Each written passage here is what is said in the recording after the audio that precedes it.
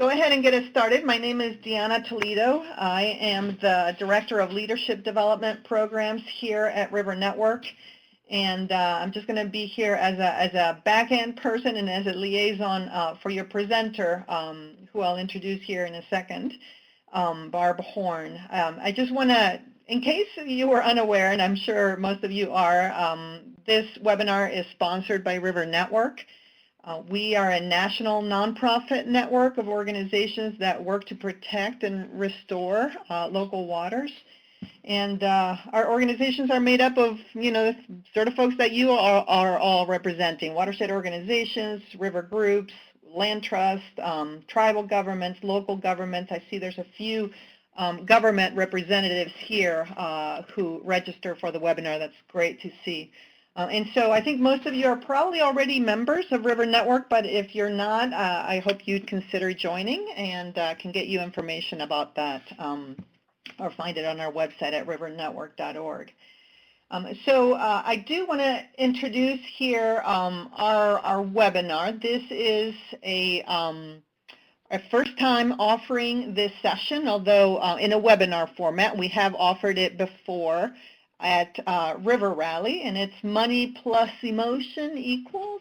We'll hear more about that. We are lucky to have Barb Horn, who many of you know from many river rallies. Barb is a water quality specialist with Colorado Parks and Wildlife.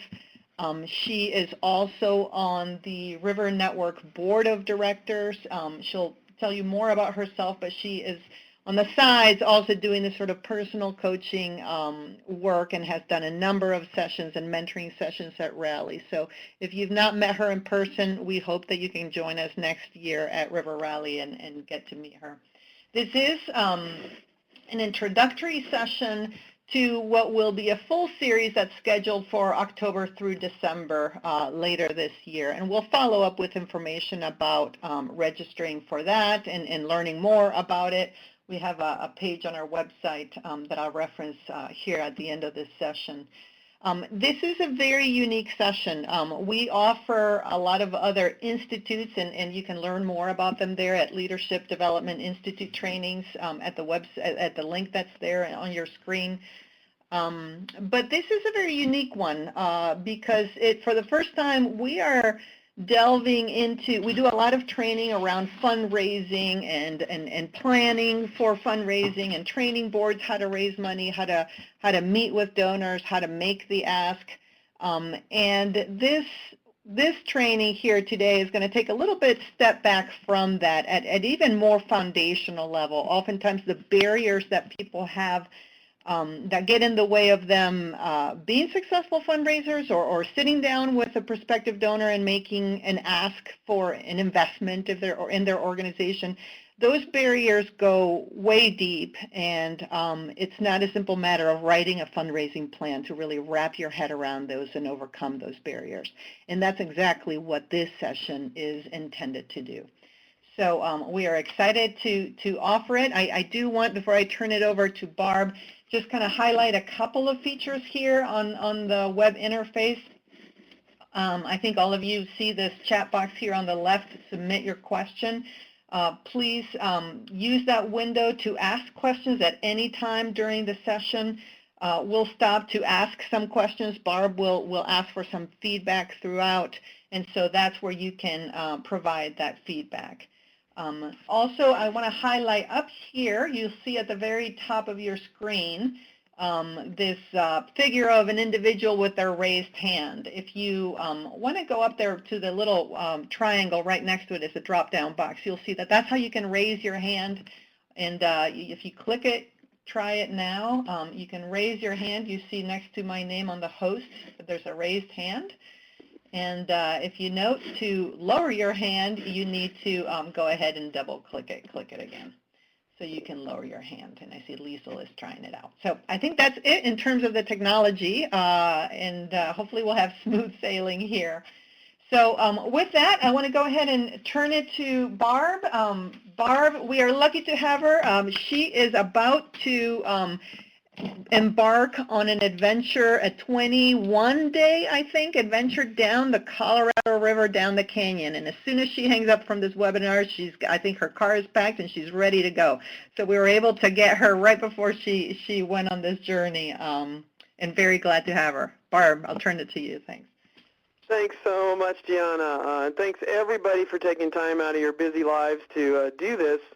I'm really excited about this class because I think it's really leading edge stuff, especially in the work that we all do. We have 90 minutes total to do this. There's not necessarily 90 minutes of content, but we're going to be doing some reflective journaling and writing. So if you want to get a piece of paper ready and handy for that, it might feel like there's some awkward pauses while you're doing that, but I believe that all the good-looking people are here live on the call, and the second set of good-looking people will be listening to the recording, so we'll say hi to them. I wish I could see some familiar faces and those I haven't met in person, but webinar is the next best thing. So this might seem like a really odd topic to have at a river sort of training, even an organization development type, but I think it's, in my 20-some, almost 30 years of doing this work, I really have come to the conclusion that it's things like this that are foundational that we don't even realize cross-cut over all parts of our life. So I can guarantee you that if you continue to do this work, because what we're doing here today is introducing you to it, it's a process, not an event, that it will impact your personal life and all aspects of your life, as well as your organization and what you do for the river movement. So again, thanks and welcome. Do type in any questions if you have it as we go along. The goal for today is to simply increase your awareness, the objectives we have for this webinar, that you actually have an emotional currency, an emotional story. I call it your money story, emotional currency, stories that you have about money. Everybody has them. Everybody has more than one, and they're always changing. And so what I want to do today is bring some awareness to that for you in a personal way. The course that we'll take on in the fall will also help you take what you learn about yourself and how to bring it to your organization and determine maybe your organization's money story. Sometimes nonprofits have what I call the starving artist syndrome, and that's the artist that wants to paint and produce and sculpt, but doesn't really know how to get their artwork out there so that they can make a living at doing what they love to do, and nonprofits can have that. So I work a lot with nonprofits. Even though I work for a state agency, most of my work is with citizens in the community doing volunteer monitoring. I serve on local and national boards, both in environmental work and other work, so I've really jumped into learning about nonprofits, and then I've also on my own personal path have really tried to understand our relationship with money, and it's impacted my personal life, my marriage, as well as how I bring that, because how you do money is how you do everything. So I hope that we can increase your awareness about that, why it's a problem in our culture, why it matters to be aware. I'm going to do some exercises that are going to help you begin to identify your primary stories. And then if there's not enough time in a 90-minute webinar to really start to transform, you're going to identify money stories that you have that work for you. And we want to keep those, and it'll be good to know what those are. And then we want to identify ones that are not working for you, and those we want to be able to transform and change. And we'll do that kind of work in the longer class, or you can find ways to do it on your own. I'll just keep reminding you that this kind of self-growth work is absolutely a process. It's an unfolding. It's not an event. It's not a pill you take. You discover this, and you integrate it in your life, and then you discover something else, and you integrate that in your life. And so it really is a process. So that's our objectives today. I wanted to get a little flavor from you, because this is an odd topic. What are your expectations today? So if you wouldn't mind, if you know what they are, what you might have today, type in the chat box there, one or two of your expectations.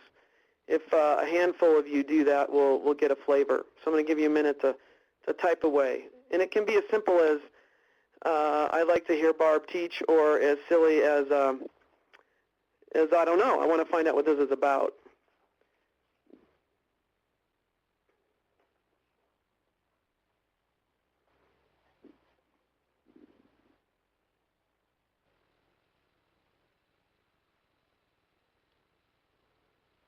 Thanks, Heather. And Linda. More people are typing.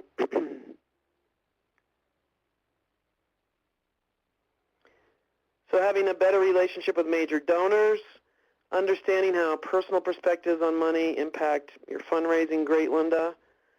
Trying to learn to be a fundraiser and have trouble asking. Good. Lesla, I think. Is that say your name right, I hope? Liesel, maybe? Liesel, okay.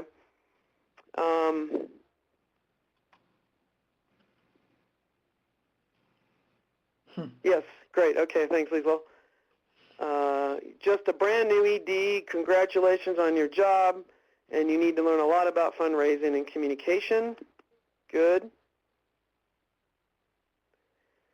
So in part, River Network's so awesome that there's a lot of resources available on what I would call the nuts and bolts of fundraising, from strategic planning to budgeting to accounting to how do you do the ask, how do you do lists.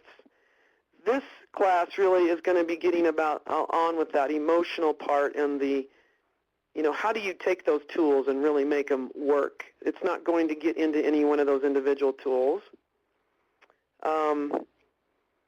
And what your own relationship with money is absolutely going to impact how you relate to your board and how you relate to funders and writing grants. So I'm glad that's some of your expectations.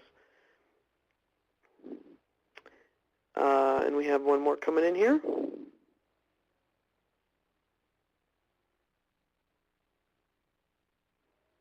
Great, thanks Shane, thanks, yeah. And I believe everybody can see the comments coming in. Yep. And we are a very set of passionate, go-getting people, thank goodness, because our rivers need that.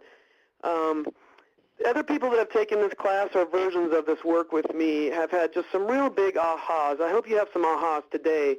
I mean, for example, one of my peers on River Network board had a big aha about why her conversations go the way they do with her board, because she realized, she's an executive director, her money story is really, really different than her board members, and so how she talks about it, how she plans for it, it's not that they're right or wrong or she's right or wrong, it's just that they're different. And when she had that aha, she realized how she could begin to use their language to communicate what she needed to communicate and get back. So I am really excited and to do this. So thank you for sharing some of those expectations. Now I have a little homework for you. On a piece of paper, I want you to answer these two questions. And they're probably going to be a different answer. Typically, I've found they are. The first question I want you to answer is just think about your life right now. It could be in your organization, in your personal life. Maybe it's in dealing with a kid or a sibling or a sister or something about your money life right now that is difficult for you, but you could talk to somebody about it. You could talk to somebody about it. And then the second question is something in your life right now around money that's difficult, but you do not feel comfortable at all sharing it with maybe even your partner, or maybe only one person really close to you, but you could never talk about it to the next circle around you, like your parents or a friend. So just take a minute and write the answer in a brief way. You're not going to share these with anybody. You're not actually going to share it, so you can be really honest. You're not going to show that to anybody.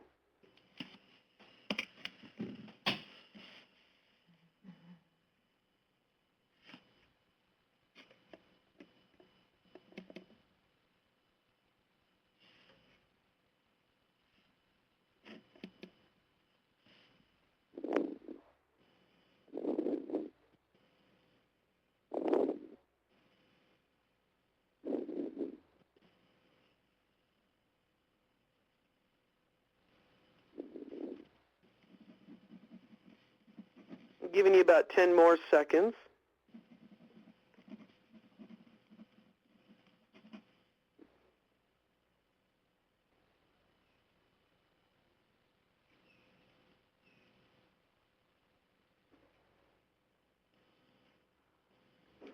And now I want you to raise your hand if you could not answer both of those questions. Raise your hand. If you could not think of something for both of those questions, raise your hand.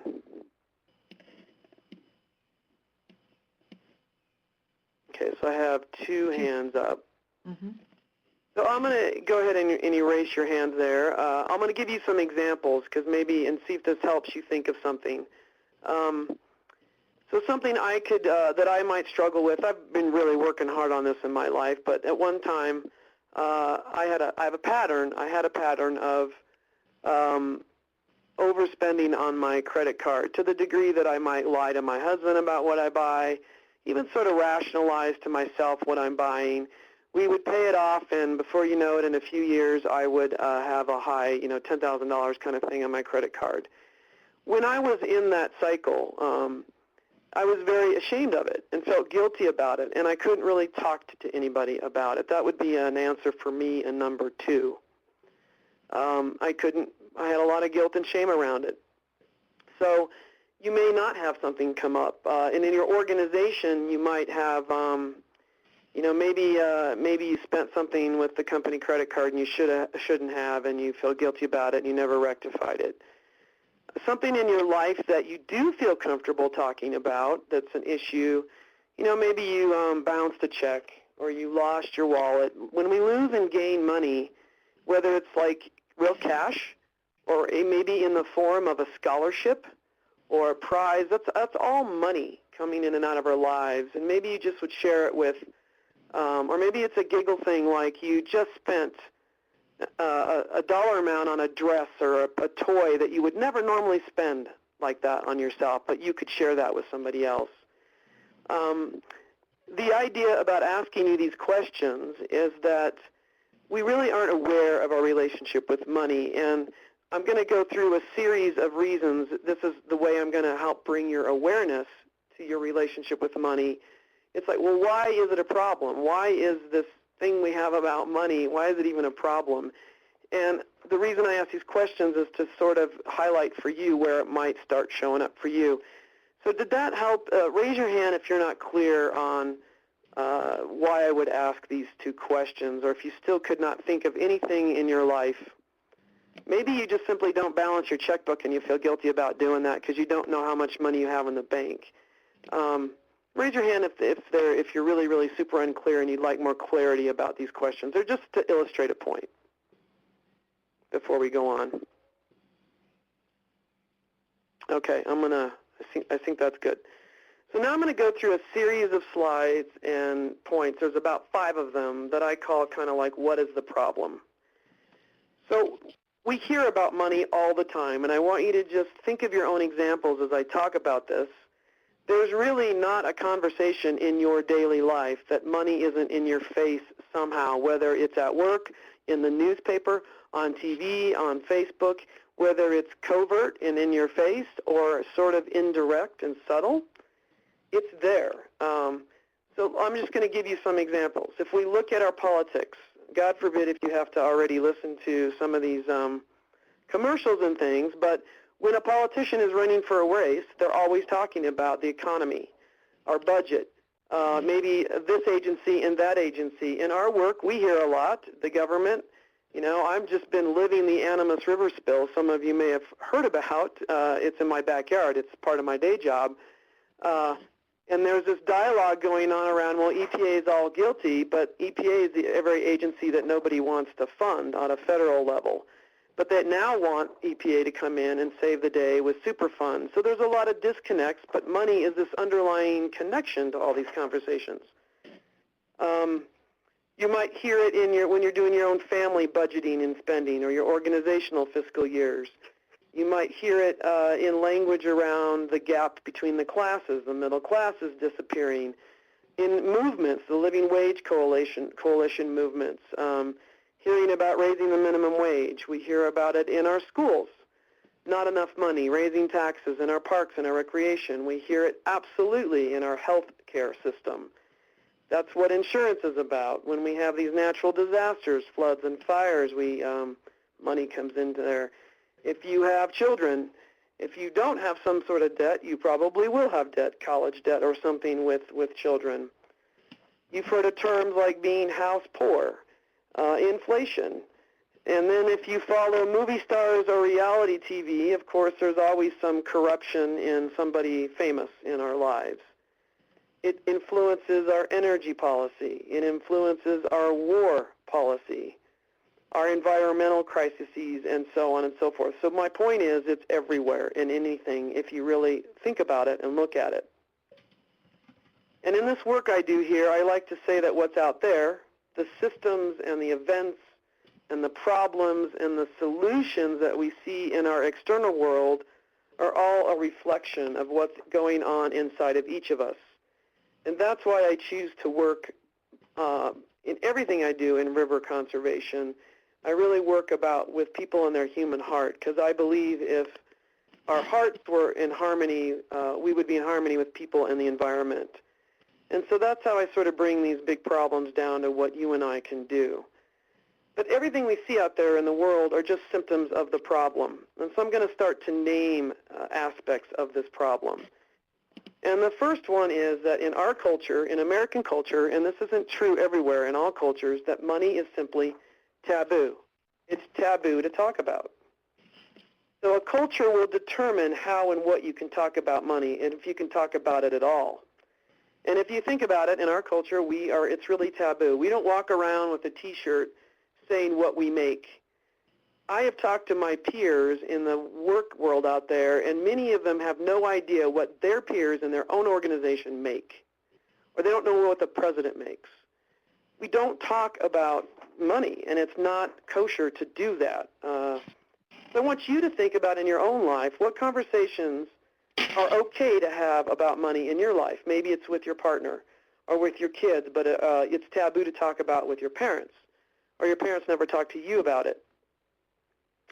Or maybe it's okay to talk about things like complain about the gas prices or the cost of school or child care or housing, or you might talk about money when you talk about a vacation you take.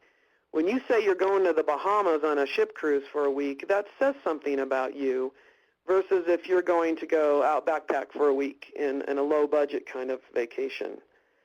So I want you to think about for a minute and type in what is okay. Give an example of what's okay that you, in your own life, that you can talk about, a topic that's okay and safe for you to talk about money with whoever it is. You don't need to tell us who it is, but examples of where it's okay to talk about money for you.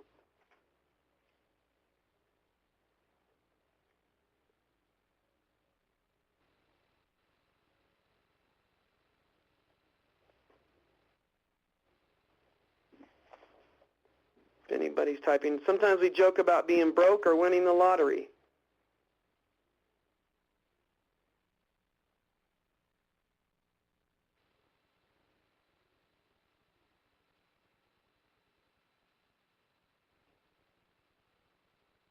So we got some people typing.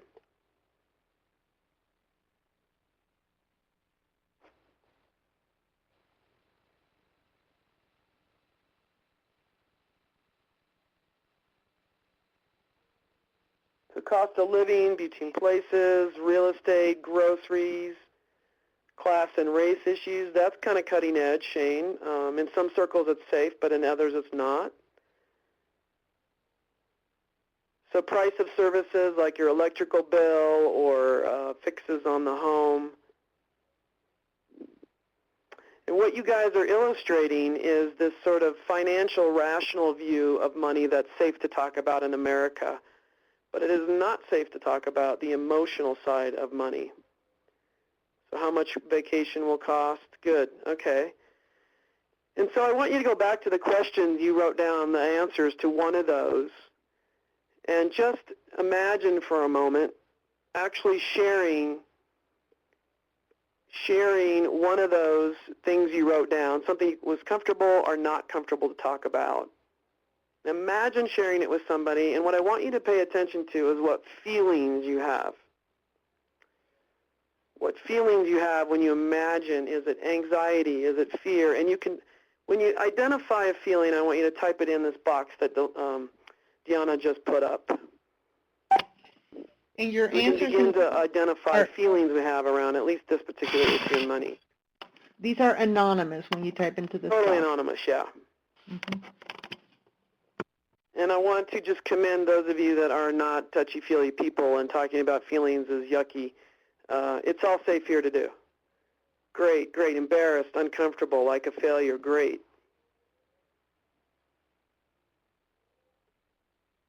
Great. And even repeat it. If someone's written up, repeat it, because it shows that you're not alone, that this is really common.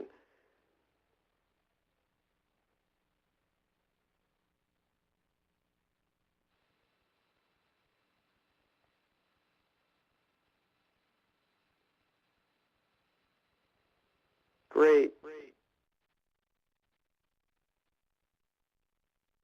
Shame is a really, really common one, and we're going to go into these a little deeper in a very constructive way in the class.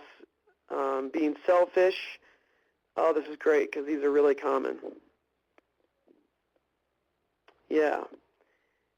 We're going to talk a little bit more about feelings. So like you're not handling something well, so you're not capable or you're a failure. You're not good enough somehow.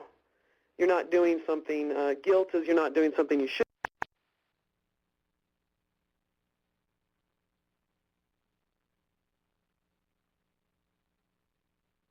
Barb, are you there?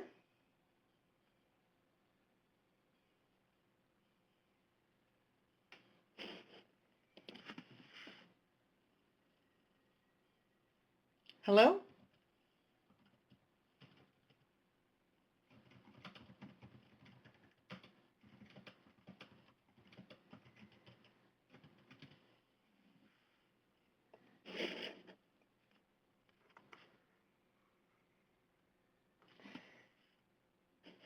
Hello, this is Deanna. Okay, I think we lost Barb. Let me, okay. If everybody could just hang on for a second. I think she must have, let me just dial her on my cell and get her to jump right back in.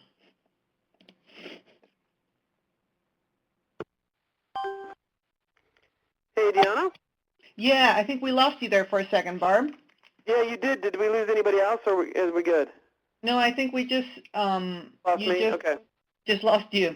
We're back. Okay. I didn't quite leave for the river yet. Sorry about that. I'm not sure what happened. But, yeah, you guys are really, thank you so much for sharing. So guilt, needy, shame. I'm not sure where you lost me. No, when you feel guilty, that's around doing something you think you should have done, and there might be some ownership there or not. But shame is really much different. Shame is we should be doing something that we're really not capable of, or it's not really our responsibility, and we take that on. And shame is a horrible motivator. In fact, I wrote one of my Animus River blogs was titled, How Guilt is a Change Agent, but Shame is Not. So thank you for sharing all these. They're very, very common, and it makes me feel like I'm still not alone. And I think maybe you're getting a sense for that when you feel shameful or guilty or not enough, you don't want to talk about it. You ignore it. And that is exactly one of the problems, why we have these unhealthy relationships with money. And we can change that. That's part of what this class is about. So the second reason that money is a problem in this sense is that money infiltrates everything we do. I've already alluded to that. It infiltrates all our relationships and pretty much everything in life. So we have a conscious and an unconscious relationship with money, and that's the problem. We want to bring the unconscious relationship to the light. But it's good to know that it's not simple, that our relationship with money is multifaceted. You don't have one relationship with money. You have a physical relationship with it, you have emotional, you have a mental and a spiritual relationship, whether you're aware of it or not. And I'm talking here about really way beyond what money provides for our basic needs. I mean, everybody needs a house and a home and food and an income. I'm talking about kind of above and beyond that. So the above and beyond the survival. Obviously, if you don't have one of those things, you're really focused on getting that in a survival mode. So the other thing I'm going to kind of bring up is that we have all these parts to ourselves. We're very complicated and rich and amazing people. We have, if you want to think about it, you can think about all these parts of yourself. There's your lover and your gardener and the river enthusiast and your jealous one and your angry one and your happy, joyful one. You have all these parts, your judge, your inner critic, your skeptic, your rebel, your warrior, you have all these parts, and they individually might have a different and maybe even conflicting relationship with money. So you're really not insane. You're really not schizophrenic. It's actually pretty normal. You just want to have them all on board to serve the greater good of you and what you're here to do in this life. And those, your individual, family, and personal norms might clash with the cultural monetary norms. And so when you bring this all to your consciousness, you can figure out what's not working for you and change it. That's the power of this work. So it impacts all of our relationships. That's the second reason money is a problem. Note Liesel's comments, the inner committee. I love that term. Yes, the inner committee, absolutely. And I like to visualize my inner committee. I'm in a theater, and at any one moment in time, parts of me are up on the stage. Sometimes, and some parts of me might be hiding in the green room, or they're in the audience laughing. You want your parts to be working for you. I like to say, if you can't get your inner world to be your own, what can we call our own? It's what we come in this life with and what we're going to leave with. So yay for our inner committee. So the third reason is that money, how you do money is how you do everything. I alluded to that. But the neat thing about money is we think we argue about money. I used to think I argued with my husband about money, or maybe with a group of people I might be doing a trip with, or even at work over budgets. I mean, technically you are, but if you really do this inner work, money is just this symbol for what is really underlying. It's the needs and the feelings that need to be met underneath, and money is the currency that we relate to people and exchange value and exchange things with people. But, you know, my husband and I have been doing this work, for example, and what we learned is when we argue about money, what we're really arguing about is what we really need. We need things like safety. We need to feel safe. We maybe need to feel loved or seen or valued. We need to maybe feel recognized. It's these emotional needs that we're actually arguing about, but it comes out in this language of money. You don't trust me to pay the bills means I want to be seen, I want to be valued. So the neat thing about finding out your money story is you get to look at the underlying, you know, theme that might be running your money story. And if you can work on that and transform that, you're going to find transformation in all parts of your life. And I want to really give you some examples because this is what motivates me to do this work. So I have a life theme. I've realized my entire life here that I'm here to learn about self-esteem and self-value and self-work. And I tend to draw people to me that have that same life theme. And so it plays out in my life. I call it overing. I do a lot of overing. I overachieve, and I over-deliver, and I overspend, and I over-love, and I over-gift, and I over because I want everyone else to love me. I'm sure there's nobody out there that can relate to that. And so in money, you know I'm a teacher. I know I'm a gifted teacher. I know I have valuable things to say. But when I don't feel good about that and I don't believe that, what I'll do is I'll become an addicted student. I'll buy books and I'll sign up for classes and they sit on my shelf and I never listen to the class. And when I teach classes, I'll create way too much material. I'll over-deliver because I want you to get something, which is even actually causing harm sometimes. So I spend money over-delivering and over-purchasing classes and things I never even listen to because I just want to be enough and I'm looking for the answer outside of me. But when I really value myself and believe that I have something to teach in my voice, I don't do that. So what you're going to be looking for in your money story is these kind of emotional needs and feelings. The feelings lead you to the need that you have underlying. And so really it is true. How you do everything is how you do money. When you uncover that story, you'll see that relationship to other things in your life. All right, so moving on to the, I think it's the fourth, is symbolization. Symbolization. Money symbolizes many, many, many different things. It's multifaceted, and it shifts. It can shift in a moment and in a day. So I'm going to ask you to reflect a little bit what money symbolizes and represents for you. In America, Actually, I'm going to give you guys a chance to type in. I looked at this research on cultures and their relationship with money, and money came up with one word consistently in the American culture as it's a synonym for, guess what word? It's a 5-letter word. I'll see if anyone wants to guess. We got some people oh, Rachel got it. Rachel got it. Power. That's right. Consistently, the American culture is money is power. Money is power. You see it. You see it in advertisements. You see it in commercials that tell you you're not enough somehow. You're not good enough, pretty enough, wearing the right clothes, have the right phone, drive the right car. But if you had all that, you would be a powerful person. So understanding that money is many things to everyone, it's not a single idea, is really, really important when you're doing the work you're doing.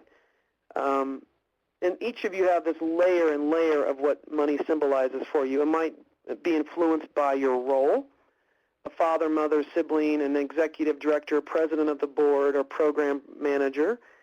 It might be different with your age. You change with age. If you're retired versus if you're in college. Phases of life, your economic condition or status, where you live, just by having what you have in the bank. Your bank balance is a symbol.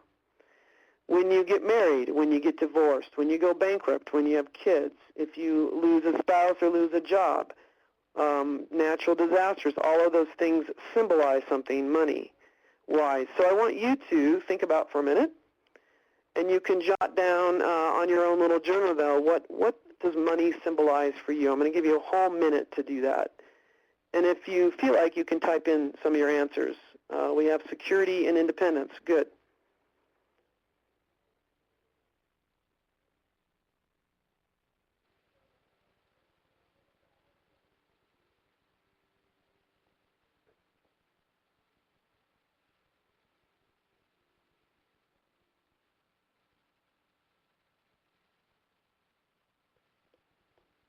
Freedom, safety, ease. This is so great because you guys are identifying characteristics of primary money relationships here. Good.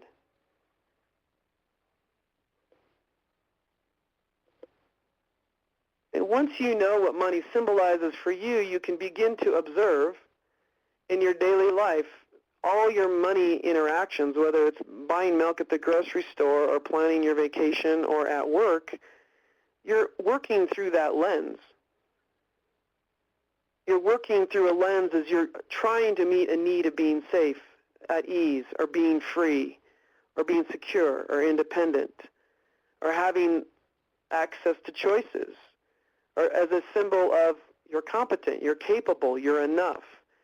You begin to see the motivation without judging it. This isn't about judging it.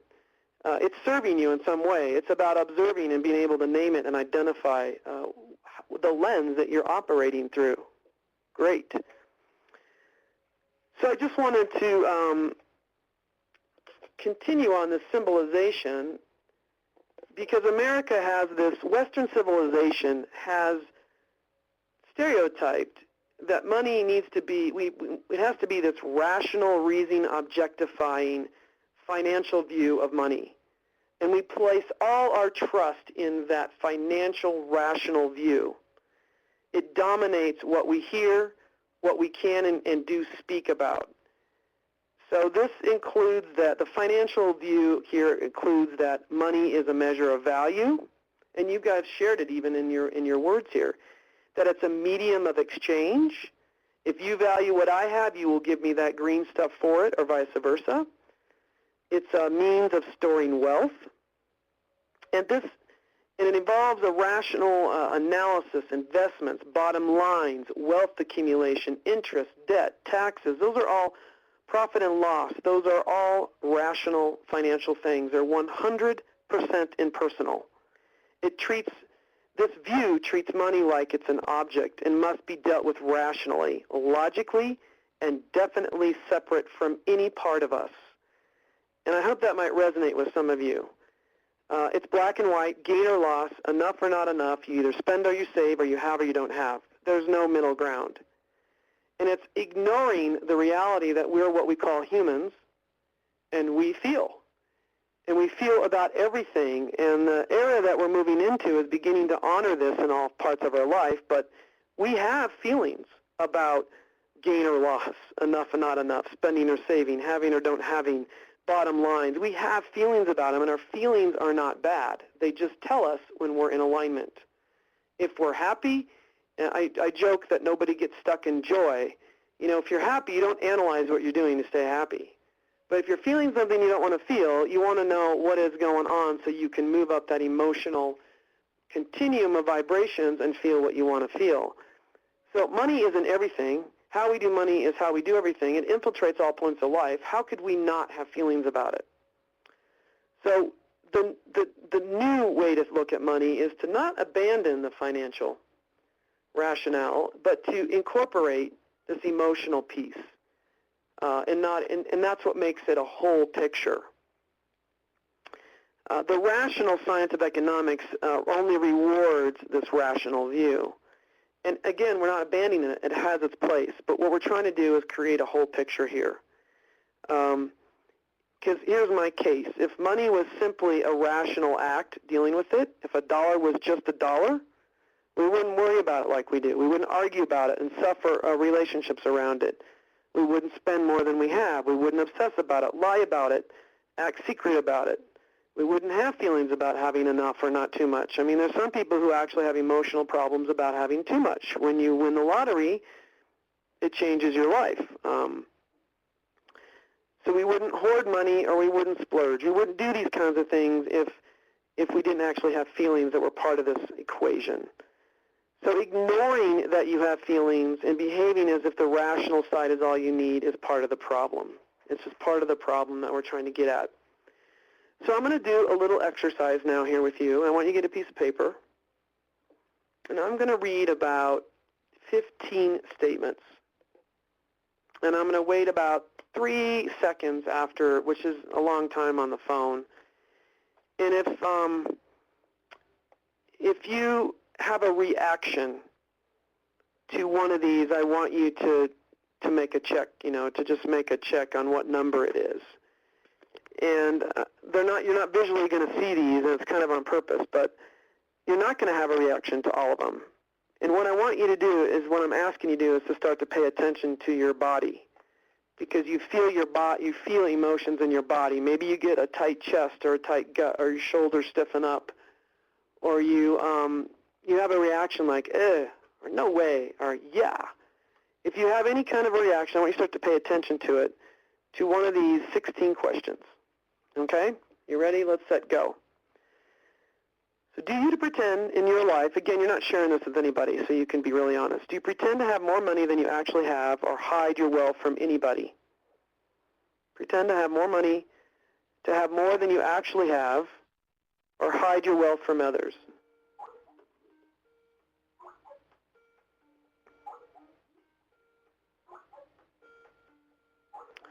The next question, number 2, is do you have any judgments about people who are rich or wealthy or poor?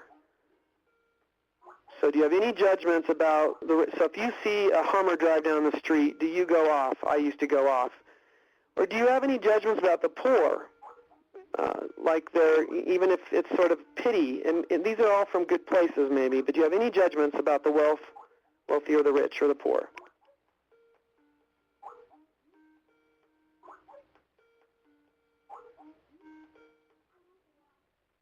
Number 3, do you think about money matters more or less than you'd like? So do you think about money issues personally or in your organization more or less than you would like to?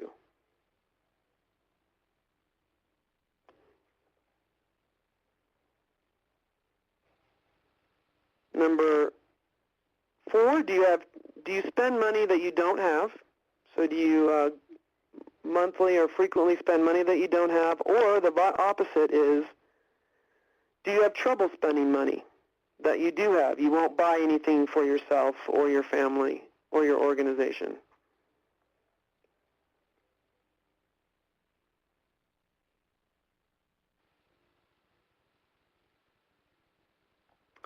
Number 5, Do you fight with others about money?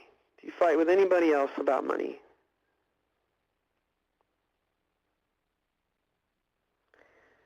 Sixth, have you used money to show love or withheld money from someone?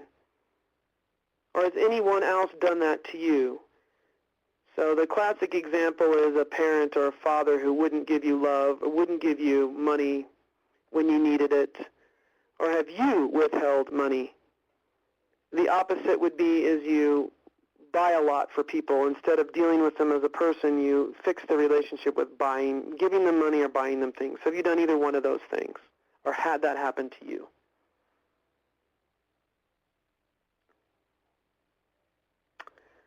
Seven, do you defend or rationalize to others what you have or don't have? Do you defend or rationalize to others what you have or don't have?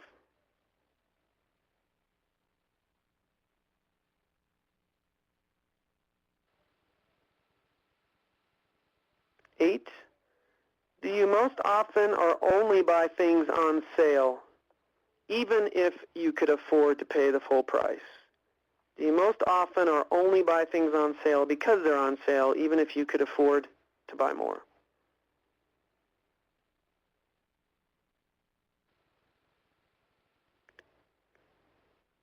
9, do you only buy the best, even if you can't afford it? So you're buying the high brand names or the top of the line, and the only way you'll buy that thing is if it's the top of the line, even if you have to go into debt.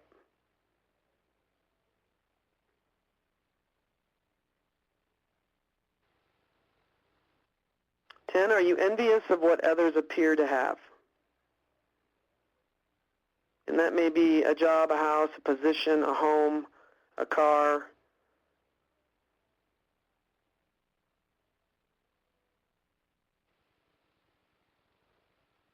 11, do money worries keep you up at night? Do they keep you up at night?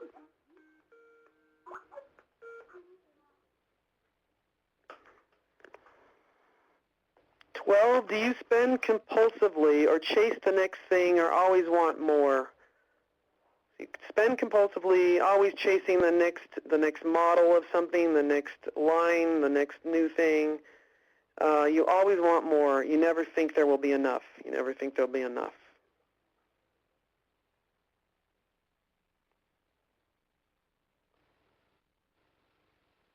13, do you blame others for your current money situation? And this is either personal or organizational. Are you blaming others for your current money situation? That's the language of if only they would or they should, X, Y, Z.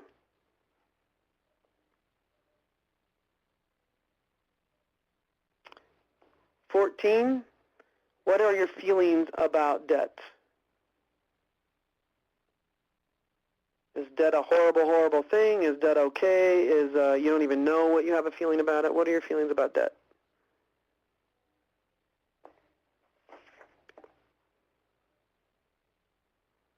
And 16, or 15, I'm sorry, there's 15 questions. Have you ever lied or are you currently lying about any purchases or spending habits you have, either personally or at work? And lied can be a form of rationalization. And so again, these questions are just kind of ways to look at how money, it's not really about money, right?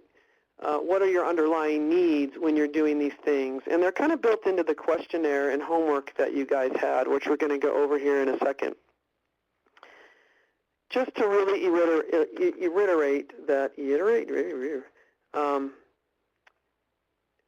that feelings really are important here, and that's really what makes up your emotional currency. I just want to say a few things about feelings because people have a lot of feelings about feelings. Some people are very comfortable. I'm a very emoting person. It's part of who I am and how I experience life is very much through feelings.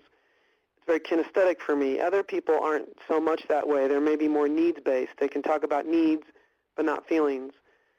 In our culture, there are stereotypes about men don't feel, but women do. It's okay for women to emote. It's not. I mean, these are really generic stereotypes, but I'm bringing this up because feelings are normal and natural. They tell us we're not our feelings. They tell us where we are aligned or not aligned. But our culture has a lot of opinions about that, about feelings. So to be aware of that, because feelings do complicate things. They're very, very powerful. We're designed to feel, but we're not our feelings. We're just this vehicle to experience life. We all feel things differently, and how we express our feelings will vary. We may watch the same thing, and the intensity and duration and awareness are all going to be different for all of us, and it's sort of respecting that there's this continuum out there. We may have a physical feeling, we have an emotional feeling. Our feelings tell us what we're doing and experience, whether what we are doing in our experience are meeting our needs or not.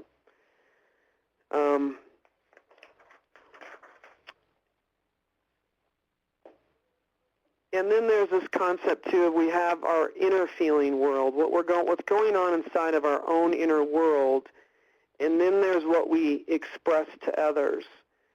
And there's not always alignment there, but when I'm feeling something very, very intensely, I'm probably not going to spew it out to everybody and anybody. I'm going to either not tell that person, or I'm going to find a constructive way to express it to this person.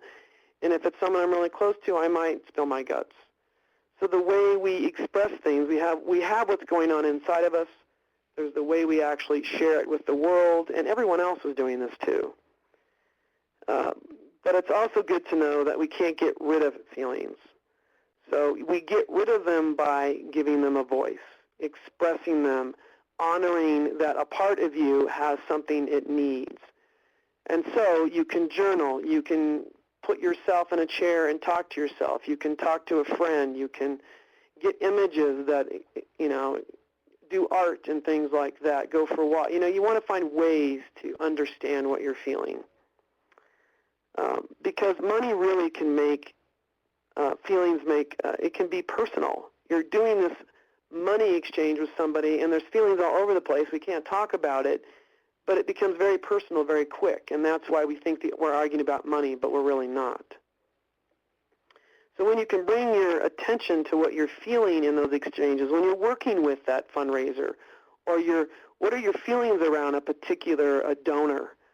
Maybe they're really, really rich, and you have a judgment about rich people and what they do with their money. And you're energetically bringing that judgment to that conversation, and you want to own it and be clean with it. Even though intellectually you can say all that, you actually have to do the work in your heart to get that inner alignment. So that energetically you're approaching this rich person from an authentic, honest place. And then you don't have any trouble asking them for money because you're not attached. You're not coming from an emotional place. You're coming from a very logical, you don't lose anything. You're okay with it. You go to the next person and ask.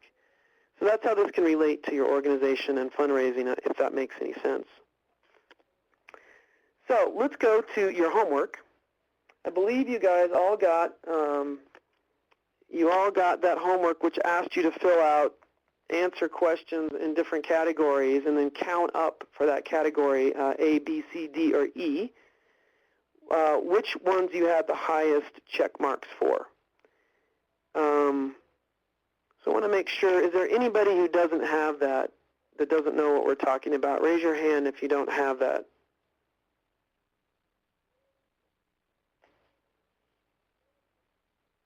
Okay. I will send Shane a copy of it now so he has it.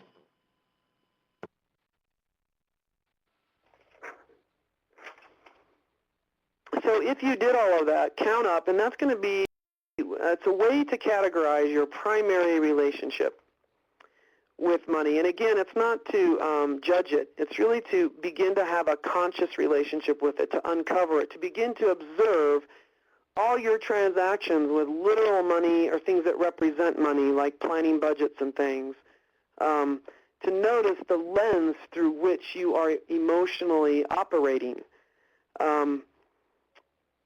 So I want you to find the ones you have, and I'm going to give you the answer to your primary relationship here. If you answered most of your check marks were in A, your primary relationship is around security. And maybe just from things you've already answered, you already know this. If B, your primary relationship is love, C is being valued, D is status, and E is recognition. And some of you might have equal number of checks in one or more of these. You might have it in two. If you have it in all of them, I would go back and try to answer it maybe a little more honestly, because you want a primary relationship. It's not that we all experience all of these. We all have a relationship with money as security, money as love, money as value. What you're trying to do is elevate what is primary for you. So for example, love and value are key for me. I'm operating with money more from those than I am from security. And some people's life theme is about security and abandonment and safety, so they're going to be working through that lens more than the others. So what's cool is if you look to the next column, that is really what you're trying to achieve. That is really a primary challenge for you. And I say challenge as an opportunity, is that's what you're really trying to get. If your primary relationship is security, for example, you are trying to establish trust. Trust with people, trust with relationships, trust with accomplishing things. Your empowering words are going to be things like respect and give and receive and responsible. You're trying to transform your desire for freedom and independence into, a healthy integrated balance of saving, investing, and living well.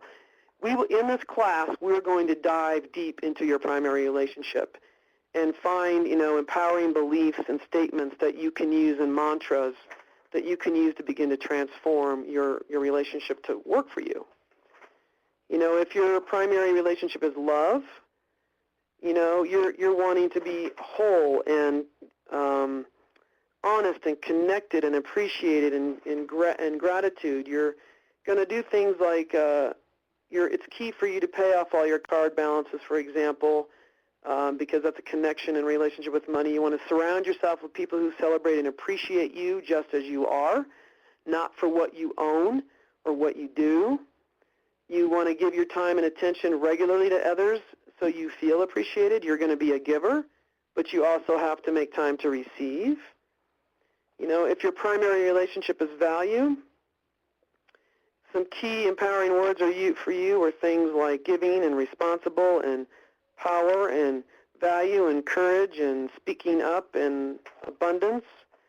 You're trying to understand that the more you stand in your own power with money, the more that you can give and help and serve others, the more there is for you to give what you have to give.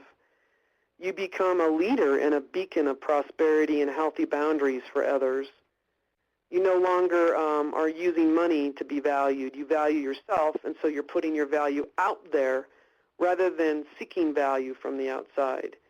And because you're doing that, you're able to support others. You're able to be a mentor to others to show them how to value themselves, their organization, their mission, their work. And you begin, the questions you ask and the language you use changes when you begin to own your primary challenge, if that makes sense. If your primary relationship is status, some power words for you are things like possibility, opportunity, freedom, balance, achieving, success, satisfaction, being special. You want acknowledgement that people love you for your own charisma, again, not your cash or your status. You're striving to understand that you can create financial peace, and that can actually be exciting, not dreading. You will give money the same respect and recognition that you desire in yourself. So you're no longer using money to gain status. You have this status, and you use it to spread that love and status out there. And then finally, a few words about recognition. If your primary challenge is recognition, some power words for you are opportunities, respect, to believe, to innovate, to investigate, curious, security, wealth, acknowledge, courage. Your key for you is to develop trust in respected authorities, to become that respected authority maybe, to focus on creating reliable wealth rather than always maybe looking for the big win or the big project or the big thing. And you earn respect in relationship with money by paying attention to it, not by ignoring it or trying to sort of win the lottery type of a view. So those are just some keystones around these primary challenges, and we'll dive deep into those in the class and actually learn ways to transform them. I'm going to stop for a moment and see if you have any questions about that before we sort of kind of move to the next thing towards the end here.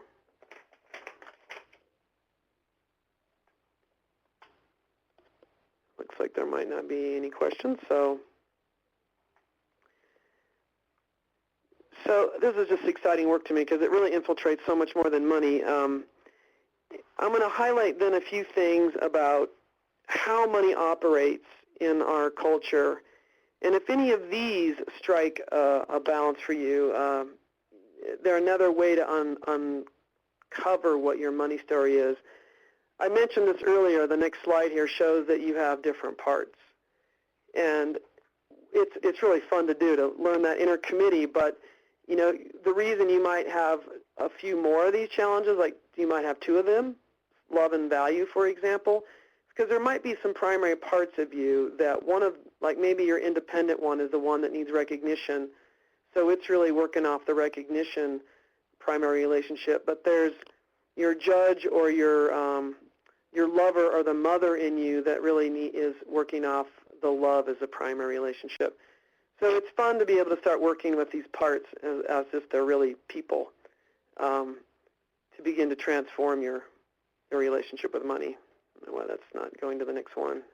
There we go. Okay. So I'm going to just read off how money operates in our culture. There's 14 of these. And again, you can kind of, if one of these really triggers for you, you can sort of write it down. It might, again, be an aha for you as like, oh, this is why marketing pisses me off, or you know, again, notice your body, notice your emotions if you have a reaction to one of these statements about how money operates in our culture. So the first one is money carries our anxiety about survival. You know, it's really hard to imagine surviving in our culture without money. You need a house, you need a home, you need a job.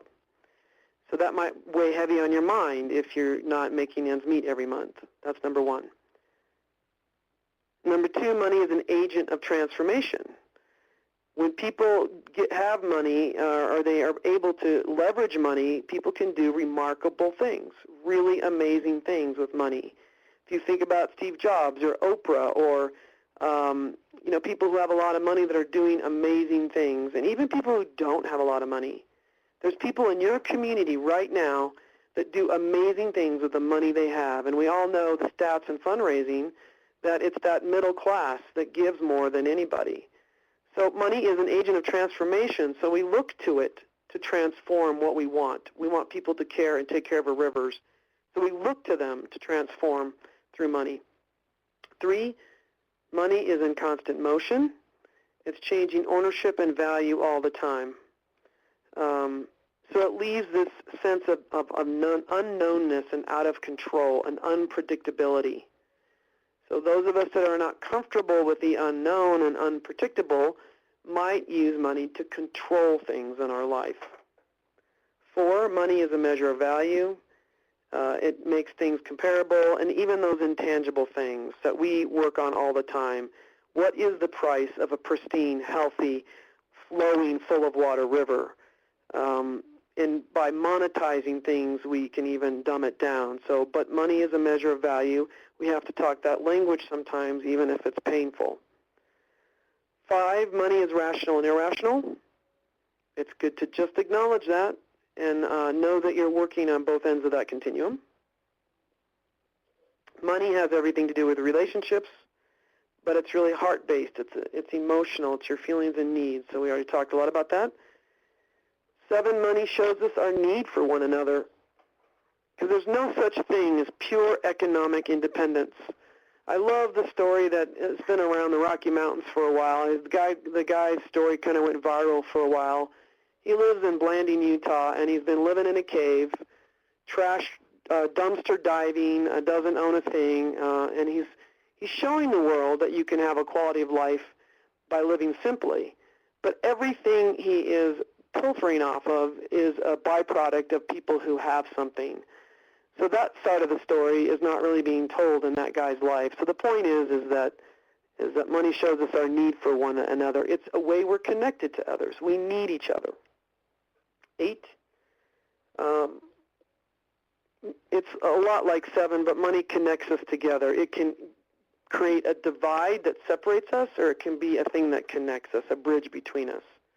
We can remove, if we look at our money story, sometimes that will remove a barrier of division from others in our community. 9, money can distance us from others. I just alluded to that. 10, money can be a motivator, offering money, incentives for money, but it also can be a demotivator. Some people are turned off by that. 11, money can affect our sense of the place in the world, emotionally, physically, mentally, or spiritually, whether you belong or don't belong. 12, our monetary exchanges contain messages about who we are or who we aren't, how we see ourselves, and how others see us. So we're constantly putting that message out there and receiving it, and doing the same with others. So it contains messages about who we are. That's just how money operates. 13, our personal monetary exchanges affect the quality of our life and the quality of our communities and their planets. And the last one is there is a gender difference in the way we culturally and individually deal with money. And we will talk about this a little bit in the class. The way we culturally have dealt with money, just think about the 50s. In the 50s where men went to work and women stayed home. We're not in that era now, but there definitely are gender differences in the way we culturally treat money. And so we'll talk about that in the class. So some things about how money operates. So now I want to, let's see, where are we? Wanted to see and check in if you've had any ahas or a sense of awareness like, okay, I get the problem, and leading to maybe why we might need to heal. So is there any comments, or maybe raise a hand if you like, yeah. You answer in here, did you learn anything here? Anything aha inspire you, insights about your own money story, more awareness about why it's a problem that we might want to pay attention to, giving you just a moment to reflect.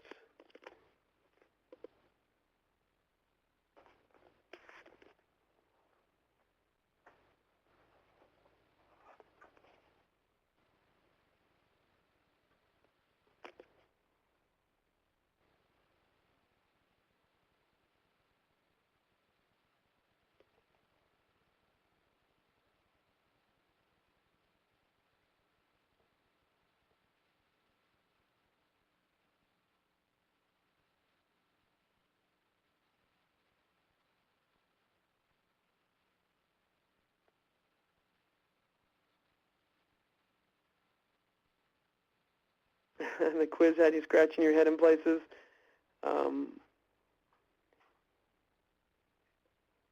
That's fine. Yeah, that's just, kind of 30,000 foot, so that's good.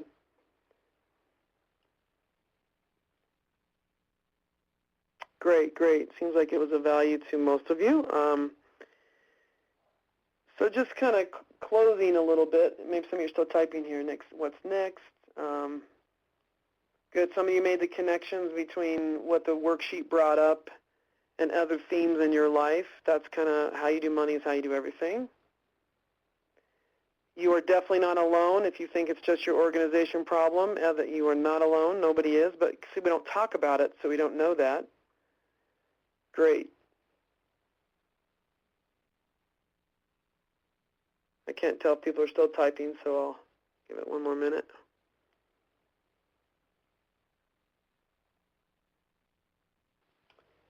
Not so much an aha moment, but a realization that these feelings are normal and I need to keep facing them. Good. Thank you for sharing that.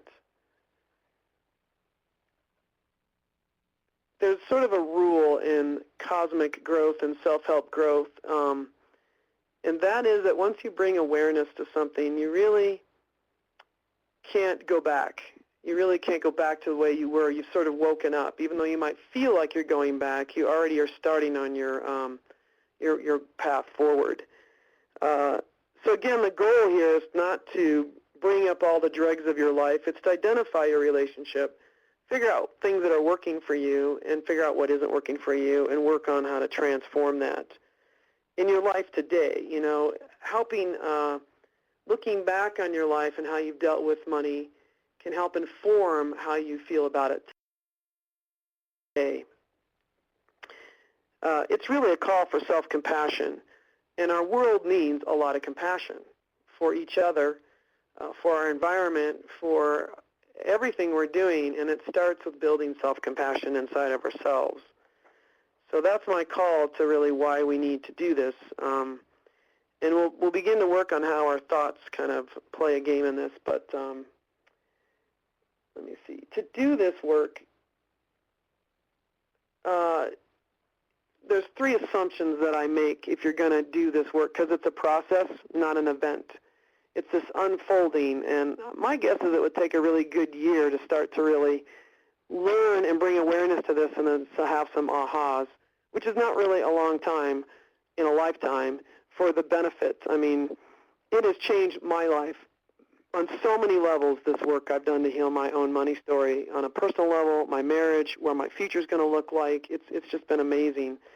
But it's really, I just want to honor that doing this inner work, cleaning up and loving ourselves, having self-compassion, and being the empowered leaders that we are, really claiming our power is really sacred work. And I'm blessed and honored to work with people who are open to it. But it is work. It doesn't have to be really hard. I think it can be fun. I think that's one of my gifts I bring to it, is making personal work fun. It's a game changer. So there's an assumption that you honor the sacredness of you in this, that the practical side of money is doable. Again, we don't go into how to build a budget and the tools there. We're going into this emotional side of it that allows you to really leverage those tools. And it also assumes that you're not in crisis. If you can't put food on the table and pay your bills and you're in a thriving mode, you're not really, don't have life energy to do this personal growth work. And so if that's you, then it may not be the right class for you. You want to sort of get your house in order that way. That said, some people can do both. So I just wanted to lay out some assumptions. And so what can you do next? Before we close out here, what can you do next? Well, one of the things you do when you start this work is you start to keep a money journal. Whatever that might look like, you just start observing and bringing some attention to the money transactions in your life and at your job. Just start keeping and notice the filter you're going through and how you felt when you did this, and when you bought that or said no to that, what was going on. Start bringing some awareness and writing it down. There's a worksheet I have that is just, it's like 10 pages of feelings. And because our vocabulary, or the way we talk about feelings in our culture, is really like you're mad, or you're sad, or you're happy. Those are pretty, or you're angry, you know, that's the words we use. We're so much richer than that. There's this, it's really fun to just take these list of feelings and just circle any word that relates to money for you. There's that worksheet. If you want that, feel free to email me. I can send that to you. You can begin to write a money memoir, to go back in the times in your life, each decade, and begin to look at what you learned about money, who you learned it from, who you interacted with, what did you do in your life? Did you get a scholarship in that time in your life? Did you win a prize? Did you lose a job? Did you, what was going on money-wise in your life? And write this money timeline, and that will begin to uncover part of your story. If you feel like this is a fit for you and you want to really work on this and bring it to your organization, I encourage you to sign up for our class, which we're going to give you a few more details on. And I'd be happy to answer any questions you might have about the content, the work, next steps after I get back from the Grand Canyon. October 5th-ish or so, I'll be back in the office. But feel free to email me right now, and I'll, if you have a thought, I'll catch up with that. There's a book out there. You can Google and find a lot of books on this. One that I really highly recommend is called, and I think Diana is going to type it in the chat. It's called Emotional Currency, A Woman's Guide to Building a Healthy Relationship with Money. Even though it says a woman's guide, it's not heavy on the female thing. But I would say that almost every male that is in this class probably has a girlfriend, a wife, a daughter, a mother, a sister. It's really informative on how it is different for women. And for women, it's good to know and understand how it's different for men. So it isn't really heavy on the gender stuff. It's just really a lot of the concepts I brought up here are in this book. It talks about how to write a memoir. We will use things in this book. And I think Deanna put, I have not read, someone asked me if I've read Sacred Economics. I actually started it. I haven't finished. There's another book I teach a marketing class on. It's called The 7 Graces of Marketing.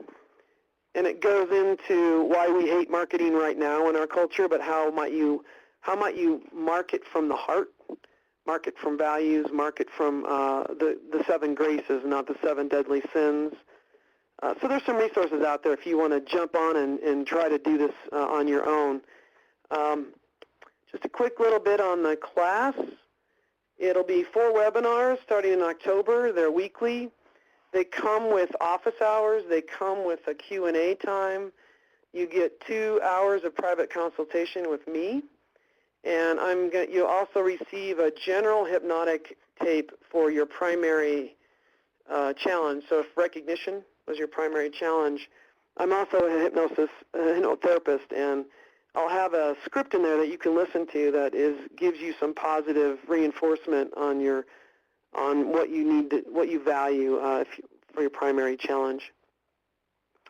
We'll be in the class. We'll be identifying this money narrative and your money story. We'll work on. We'll spend the first 2 classes doing that, and then we also then talk about how you might bring this to your organization, because your organization's money story is made up of all the individuals in your organization. So if they're all aware of their story and where they're coming from, it really changes the dynamic about how you talk about money within your organization, and then obviously how you talk about what you do in money outside of your organization. We're keeping the class really small because there's a lot of one-on-one time here. It's limited to 15 people, I believe. So that's the class. If you have any questions about the content, you got my email. Questions about registration is Deanna's turf. You can go to the website. I want to open it to questions you can type in. I want to thank you guys so much for the work you do. We need all of you. Sorry I can't bring you all on the Grand Canyon. So that's jealousy would be a good emotion to have right now. But I will think of all of you when I'm out there and all the good work you're doing on rivers.